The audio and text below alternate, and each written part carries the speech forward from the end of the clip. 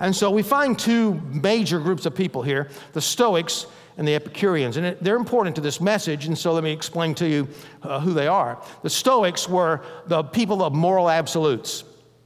They were the people who believed God. There was a God, but God was in everything. They were pantheists. And, God's in this, God's in the carpet, God's in the pews, God's in you, God's in everything. Much what people believe today.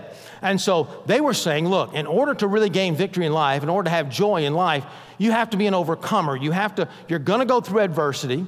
That's just the way it is. There are going to be trials and suffering in life, and victory comes with overcoming all that, being tough-minded. The Epicureans, on the other hand, were just the opposite.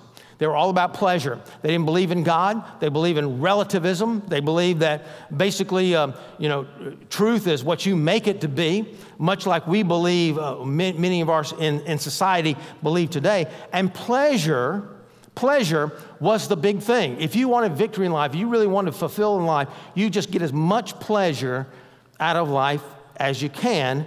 And it reminds us maybe of a couple of groups today. Here we find that Paul is building a bridge. Look in verse 22. So Paul stood in the midst of the Areopagus and said, "Men of Athens, I observe that you are very religious in all respects." He's building this bridge. "For while I was passing through and examining the objects of your